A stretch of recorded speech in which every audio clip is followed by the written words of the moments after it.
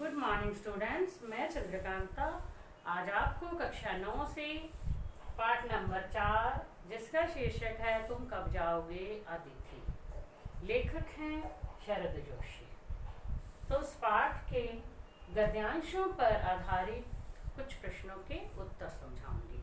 जैसे हम पाठ पढ़ते हैं, इससे पहले के वीडियो में मैंने आपको पाठ का सार समझाया है। तब मैंने बताया आपसे कि आप अपनी बुक खोल करके उसे पढ़ोगे, उसमें जो भाषा दी गई है तो उसे पढ़ के आपको बहुत मज़ा आएगा। तो आप पढ़ो और फिर वो कैसे उस गद्यांश के अंदर से प्रश्न पूछे जाते हैं जो पेपर में आते हैं। फाइनल एग्जाम में जो आता है क्वेश्चन पेपर, उसमें इसी तरह से आता है कि एक गद्यांश दे दिया जाता है, एक अपठित गद्यांश होता है, एक पठित गद्यांश। पठित आपकी बुक में से किसी लेसन में से गद्यांश आता है, फिर उसी के उस गद्यांश में से ही कुछ प्रश्न बनते हैं जो आपसे पूछे जाते हैं। तो मैं आपको गद्यांश पढ़ के सुनाती हूँ बच्चों। सबसे पहले गद्यांश है, तुम जानते हो अगर तुम्हें हिसाब लगाना आता है तो यह चौथा दिन है, तुम्हारे सतत आतिथ्य का चौथा भारी दिन। मतलब तुम्हें आए हुए 4 दिन हो गए हैं। लेखक या अतिथि से कह रहे हैं, अपने मन में सोच रहे हैं यानी, पर तुम्हारे जाने की कोई संभावना प्रतीत नहीं होती। मतलब तुम्हें देखने से ऐसा नहीं लग रहा कि तुम अब चले जाओगे। लाखों मील लंबी यात्रा करने के बाद एस्ट्रोनॉट्स भी इतने समय चांद पर नहीं रुके थे। ठीक है, अब एस्ट्रोनॉट्स जो थे वो चांद पर गए थे, कितनी लंबी यात्रा करके गए थे, लेकिन वो भी इतना टाइम नहीं रुके थे जितने समय तुम एक छोटी सी यात्रा करके मेरे घर आए हो और यहाँ पर रुके हुए हो। तुम अपने भारी चरण कमलों की छाप मेरी जमीन पर अंकित कर चुके हो। भारी चरण कमलों की छाप यानी तुम्हें आए हुए बहुत दिन हो गए हैं, इस घर में पैर रखे हुए 4 दिन हो गए हैं, तब यहाँ पर वो तुम अपने छाप छोड़ चुके हो। तुमने एक अंतरंग निजी संबंध मुझसे स्थापित कर लिया है। तुमने मेरी आर्थिक सीमाओं की बैंजनी चट्टान देख ली है, यानी तुमने मेरी अर्थव्यवस्था के बारे में तो जान ही लिया होगा।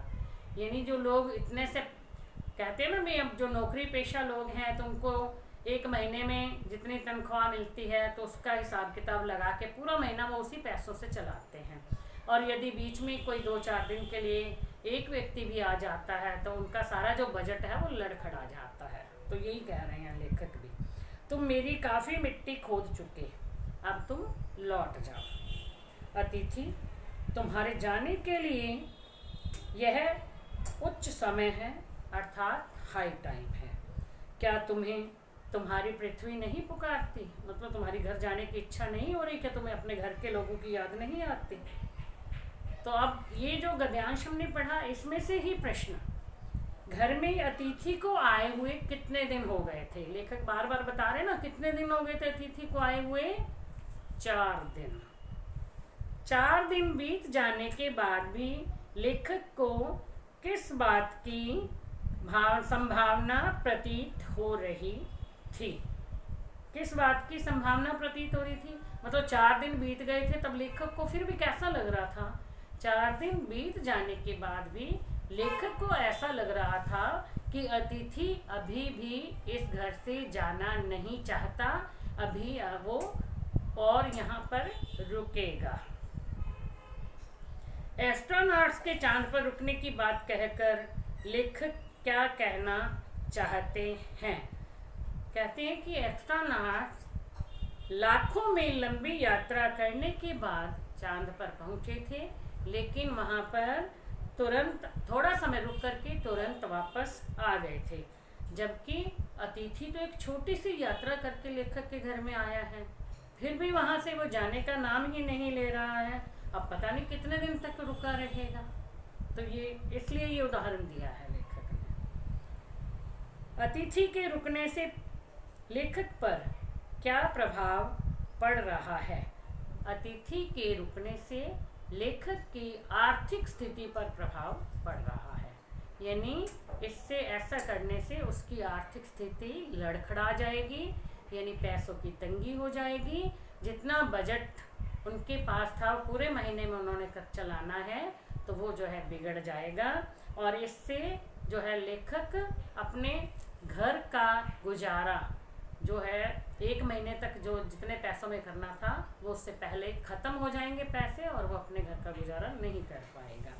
तो इस तरह से लेखक ये कह रहे हैं कि ऐसे उनकी आर्थिक स्थिति पर प्रभाव पड़ रहा है। तो अब आ जाता है अगला गद्यांश।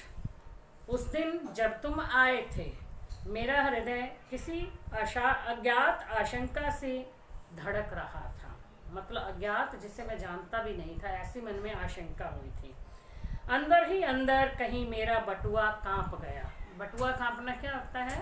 यानी जेब में जो पैसे बटुए में रखते हैं ना, यानी वो अंदर ही अंदर कांप गए, ऐसा लगने लग गया कि बहुत ज़्यादा खर्चा हो जाएगा। उसके बावजूद एक भीगी मुस्कुराहट के साथ मैं तुमसे गले मिला था और मेरी पत्नी ने तुम्हें सादर नमस्ते की थी। जब अतिथि आया था तो लेखक ने अपनी खुशी जाहिर की, उसके गले मिला और पत्नी ने भी हाथ जोड़ करके नमस्कार किया।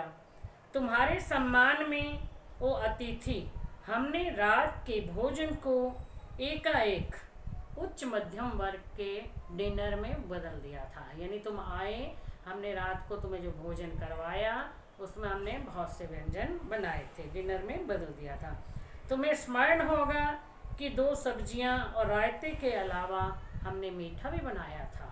यानी अतिथि को मन में सोचते हैं, ये सब सामने तो कह नहीं पा रहे हैं, और कह रहे हैं कि तुम्हें याद होगा कि हमने उस टाइम पे 2 सब्जियां भी बनाई थी, रायता भी बनाया था, मीठा भी बनाया था। इस सारे उत्साह और लगाव के मूल में एक ही आशा थी। वो आशा क्या थी? कि दूसरे दिन तुम जो है इस घर से चले जाओगे। मतलब एक शानदार मेहमान नवाजी की छाप लेकर के तुम जो है यहाँ से चले जाओगे। हम तुम्हें स्टेशन तक छोड़ने जाएंगे, हम कहेंगे कि रुको, लेकिन तुम नहीं रुकोगे। तो ऐसा जो है लेखक सोच रहे हैं। अब जो है प्रश्न है, मेहमान के आने पर लेखक की हालत क्या हुई थी? मेहमान के आने पर लेखक का हृदय एक अज्ञात आशंका से धड़क गया था, धड़क उठा था, और अंदर ही अंदर उनका बटुआ कांप गया था। यानी उन्हें भय था कि अब जो है बहुत ज़्यादा पैसे खर्च हो जाएंगे। अब आ जाता है प्रश्न, बटुआ कांप जाना, इसका क्या अर्थ है? क्या है कि लेखक जो है एक मध्यम वर्ग का व्यक्ति है। अब जो गरीब होते हैं वो भी ज़्यादा दिखावा नहीं करते, क्योंकि सबको पता है कि वो गरीब हैं, और जो अमीर हैं वो इतना जितना मर्जी पैसा खर्च कर दे उन्हें कोई फ़र्क नहीं पड़ता। अब मध्यम वर्ग के जो लोग होते हैं वो ज़्यादा खर्च कर देते हैं तो भी उन्हें बहुत फ़र्क पड़ता है, और नहीं करते हैं तब भी वो मारे जाते हैं। मतलब वो दोनों तरफ से ना अपनी गरीबी में रह सकते हैं ना अमीरी में होते हैं वो। तो इसलिए जो है वो लेखक एक मध्यम वर्ग का व्यक्ति है, और उसकी जो आय है, जो आमदनी है, वो सीमित है। घर में अतिथि के आने पर उसकी आवभगत करने में, उसका सत्कार करने में, ठीक है, आतिथ्य सत्कार करने में काफ़ी पैसे खर्च होते हैं। अब लेखक के घर में जब अतिथि आ गया है तो जो वो पैसे खर्च करेगा, इसका मतलब यही बताया कि उसका जो बहुत ज़्यादा खर्चा हो जाएगा और उसकी आय जो है वो उतनी नहीं है, और उसका जो महीने का बजट है वो लड़खड़ा जाएगा। इसी को कहा गया है बटुआ कांप जाना। अब लेखक ने अतिथि का स्वागत कैसे किया था, हमें इसी गद्यांश पर आधारित उत्तर लिखना है। कैसे किया था? उन्होंने रात के भोजन को डिनर के रूप में जो बनाया, और उसमें क्या बनाया था? 2 सब्जियां भी बनाई, रायता भी बनाया, और उसके साथ मीठा भी बनाया गया था। और स्नेह भीनी मुस्कुराहट के साथ जो है उन्होंने अतिथि का सत्कार भी किया था। अब आ जाता है डिनर की आवभगत के पीछे लेखक की क्या आशा थी। अब डिनर की आवभगत के पीछे, यानी डिनर में जो मीठा भी बनाया गया, 2 सब्जियां बनाई गई, रायता बनाया गया, इतनी आवभगत की गई थी, उसके पीछे क्या आशा थी लेखक के मन में? यही थी कि ये 1 आध दिन रुक करके कल तक वापस चला जाएगा, इसलिए जिसकी खातिरदारी करनी चाहिए। तो ये मन में आशा थी लेखक को।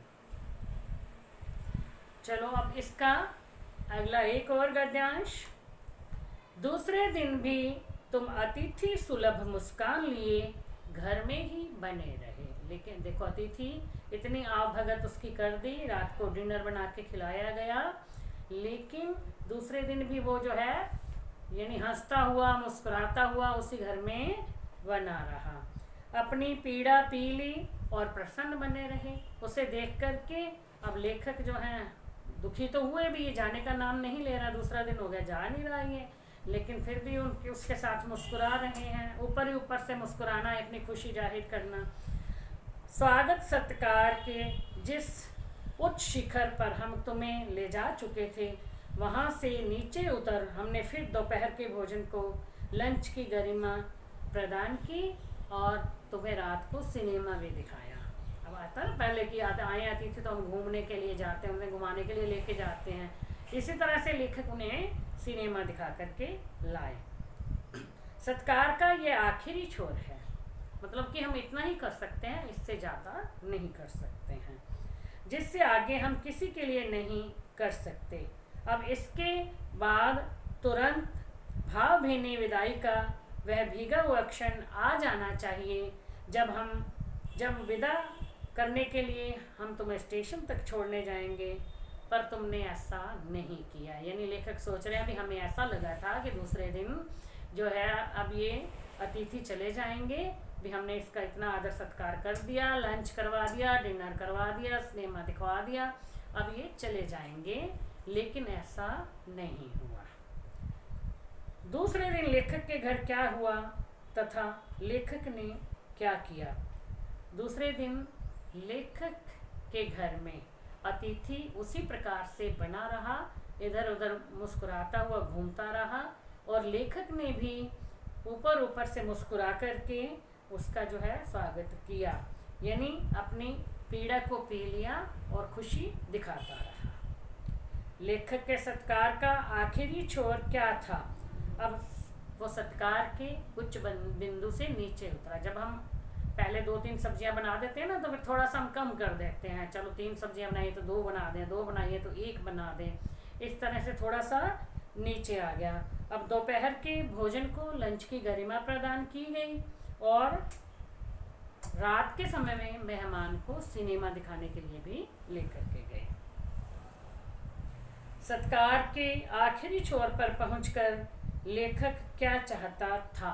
सत्कार के आखिरी छोर पर पहुंचकर लेखक ये चाहता था कि अब जो है अतिथि अपना सत्कार करवा चुका है, अब वो यहाँ से भावभीनी विदाई लेकर के चला जाए और हम उसे स्टेशन तक छोड़ने जाएं, लेकिन ऐसा हुआ नहीं है। ठीक है, फिर आ जाता है इसका प्रश्न जो एक ये जरूर आता है, भाई वो हम कहते हैं पहले कवि और कविता का नाम लिखो, तो ऐसे ही आ जाता है पाठ और लेखक का नाम लिखो। पाठ का नाम तुम कब जाओगे अतिथि, लेखक का नाम शरद जोशी। तो बच्चों आज के लिए इतना ही, बाकी इसके और गद्यांश हैं वो मैं आपको नेक्स्ट वीडियो में समझाऊंगी। Thank you.